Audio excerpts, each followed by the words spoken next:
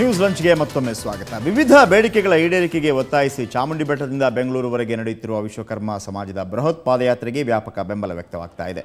ಪಾದಯಾತ್ರೆ 3ನೇ ದಿನಕ್ಕೆ ಕಾಲಿಟ್ಟಿದ್ದು ಮೈಸೂರು ಜಿಲ್ಲೆಯನ್ನು ಬಿಟ್ಟು ಮಂಡ್ಯ ಜಿಲ್ಲೆಯತ್ತ ಸಾಗಿದೆ. ಜನಾಂಗಕ್ಕೆ 3% ಪ್ರತ್ಯೇಕ ಮೀಸಲಾತಿ ನೀಡುವುದು, ಪಂಚ ಕಸುಬುಗಳನ್ನು ಉಳಿಸುವುದು ಹಾಗೂ ಸೆಪ್ಟೆಂಬರ್ 17ರಂದು ನಡೆಯುವ ವಿಶ್ವಕರ್ಮ ಜಯಂತಿಗೆ ಸರ್ಕಾರಿ ರಜೆ ಘೋಷಿಸುವುದು ಸೇರಿದಂತೆ 8 ಬೇಡಿಕೆಗಳನ್ನು ಮುಂದಿಟ್ಟು ಈ ಹೋರಾಟ ನಡೀತಾ ಇದೆ. ಸರ್ಕಾರ ಕೂಡಲೇ ಸ್ಪಂದಿಸದಿದ್ದರೆ ಹೋರಾಟ ತೀವ್ರಗೊಳಿಸುವುದಾಗಿ ಕೆಪಿ ನಂಜುಂಡಿ ಎಚ್ಚರಿಕೆ ನೀಡಿದ್ದಾರೆ.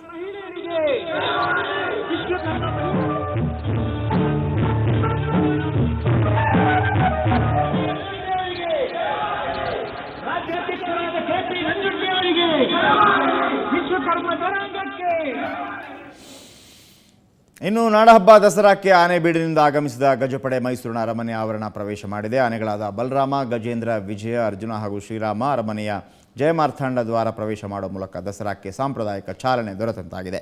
ಆನೆಗಳನ್ನು ಅರಮನೆ ಆವರಣದಲ್ಲಿ ಸಚಿವ ರಾಮದಾಸ್ ಬರಮಾಡಿಕೊಂಡರು. ಈ ವೇಳೆ ಮೈಸೂರು ಮೇಯರ್ ವಿಜಯೇಶ್ವರಿ ಹಾಗೂ ಡಿಸಿ ವಸ್ತ್ರದ್ ಉಪಸ್ಥಿತರಿದ್ದು ಆನೆಗಳು ದಸರಾ ಉತ್ಸವ ಮುಗಿಯುವವರೆಗೂ ಅರಮನೆ ಆವರಣದಲ್ಲೇ ಬೀಡುಬಿಡಲಿದೆ.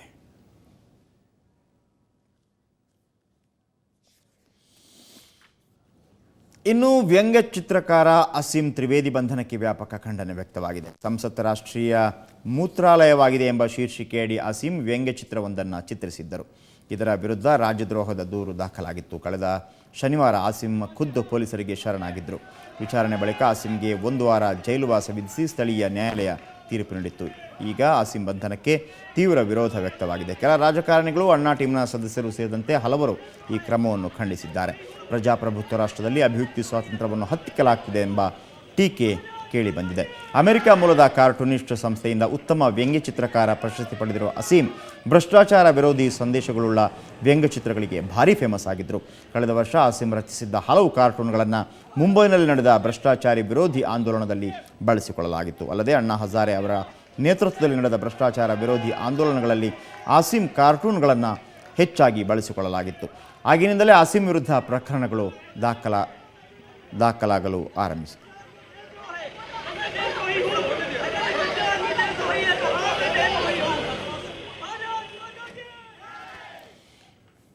ಬೆಂಗಳೂರಿನ ರಾಜಕಾಲುವೆ ಸಮಸ್ಯೆ ಬಗೆಹರಿಯುವ ಹಾಗೆ ಕಾಣ್ತಿಲ್ಲ. ನಗರದಲ್ಲಿ ಒಳಚರಂಡಿ ವ್ಯವಸ್ಥೆ ಸರಿಯಿಲ್ಲದೆ ಅನೇಕ ಬಡಾವಣೆಗಳ ಜನ ದಿನನಿತ್ಯ ನರಕ ಯಾತನೆ ಅನುಭವಿಸ್ತಾ ಇದ್ದಾರೆ. ಕಮಲಾನಗರದ ವಾರ್ಡ್ ನಂಬರ್ 74, ಶಕ್ತಿ ಗಣಪತಿ ನಗರದ ವ್ಯಾಪ್ತಿಯಲ್ಲಿರುವ ರಾಜಕಾಲುವೆ ಅಂತೂ ಸಮಸ್ಯೆ ಆಗರವಾಗಿದೆ. ಮನೆ ಬಾಗಿಲು ತೆರೆದರೆ ಗಬ್ಬುನಾಥ. ಅಲ್ಲಿ ಓಡಾಡೋರಿಗೆ ಕಾಲುವೆಗೆ ಬೀಳೋ ಭಯ, ಜೊತೆಗೆ ಸೊಳ್ಳೆ ಕಾಟ. ಹೀಗೆ ದಿನನಿತ್ಯ ಹಲವು ಸಮಸ್ಯೆಗಳಿಂದ ಬಡಾವಣೆಯ ನಾಗರಿಕರು ಬೇಸತ್ತು ಹೋಗಿದ್ದಾರೆ. ಕಳೆದ 30 ವರ್ಷಗಳಿಂದ ಈ ಸಮಸ್ಯೆಗೆ ಪರಿಹಾರ ಸಿಕ್ಕಿಲ್ಲ ಅಂತಾರೆ ಸ್ಥಳೀಯರು.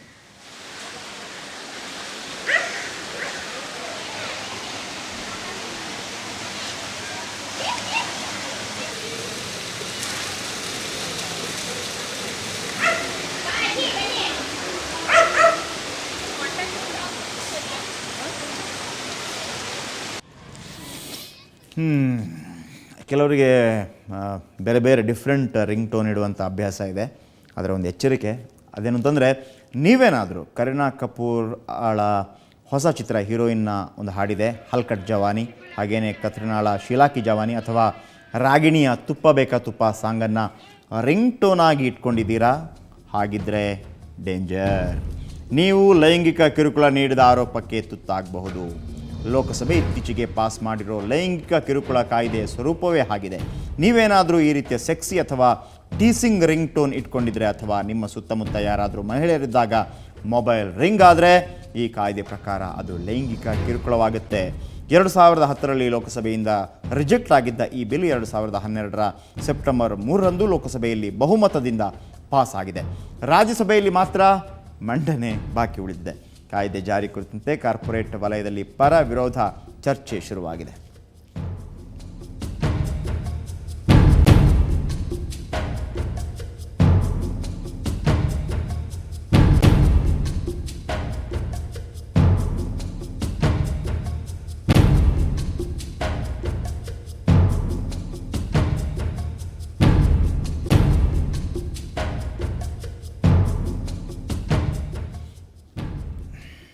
ಇನ್ನು ಮಂಗನಿಗೂ ಮಾನವನಿಗೂ ಒಂಥರ ಅವಿನಾಭಾವ ಸಂಬಂಧ.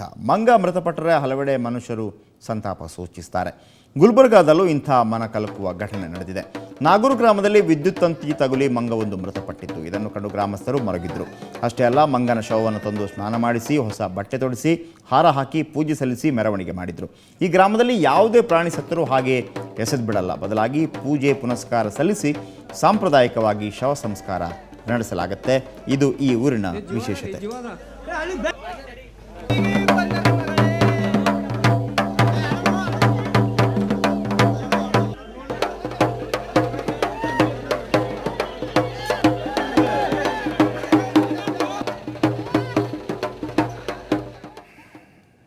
ಒಂಥರ ಚೆನ್ನಾಗಿದೆ ಅಲ್ವಾ? ಇನ್ನು ಯಾದಗಿರಿ ಜಿಲ್ಲೆಯ ಸುರಪುರ ಪಟ್ಟಣದ ಐತಿಹಾಸಿಕ ವೇಣುಗೋಪಾಲ ಸ್ವಾಮಿಯ ಹಲೋಕಳಿ ಜಾತ್ರೆ ಸಡಗರದಿಂದ ಆರಂಭಗೊಂಡಿದೆ. ವಿಶೇಷ ಅಲಂಕಾರ, ಪಂಚಾಮೃತ ಅಭಿಷೇಕ ಮತ್ತು ಮಹಾಮಂಗಳಾರತಿ ಸೇವೆ ನಡೆಯುತ್ತೆ. 67 ಎತ್ತರದ 5 ದೇವರ ಕಂಬಗಳಿಗೆ ಬೆಣ್ಣೆ ಸವರಲಾಗಿತ್ತು. ಈ ಕಂಬಗಳನ್ನು ಹತ್ತಿ ಮಂಟಪದ ಮೇಲೆ ಕಟ್ಟಲಾದ ಹೋಳುಗಳನ್ನು ಕಿತ್ತೆಸೆಯುವ ಸಾಹಸಮಯ ದೃಶ್ಯ ನೋಡುಗರ ಗಮನ ಸೆಳೆಯಿತು. ಮೇಲಿಂದ ಬಾಳೆಹಣ್ಣು, ಎಣ್ಣೆ ಮಿಶ್ರಿತ ನೀರು ಸುರಿದು ಕಂಬ ಹತ್ತಲು ಅಡ್ಡಿ ಮಾಡ್ತಿದ್ದರು ಕೆಲ ಯುವಕರು. ಇನ್ನು ಕೆಳಗೆ ನಿಂತ ಜನ ಕಂಬ ಹತ್ತುತ್ತಿದ್ದವರ ಮೇಲೆ ನೀರೆರಚ್ತಾರೆ. ಇಲ್ಲಿಯ ಅರಸು ಮನೆತನದವರು ನಡೆಸಿಕೊಡುವ ಈ ಜಾತ್ರೆಗೆ 300 ವರ್ಷಗಳ ಇತಿಹಾಸವಿದೆ. ಜಾತ್ರೆ ನೋಡಲು ಮಹಾರಾಷ್ಟ್ರ, ಆಂಧ್ರ, ಕೇರಳ ಮತ್ತು ತಮಿಳುನಾಡು ರಾಜ್ಯಗಳಿಂದಲೂ ಭಕ್ತರು ಬರ್ತಾರೆ. ಇಂದಿನಿಂದ 3 ದಿನಗಳ ಕಾಲ ಜಾತ್ರೆ ನಡೆಯುತ್ತೆ.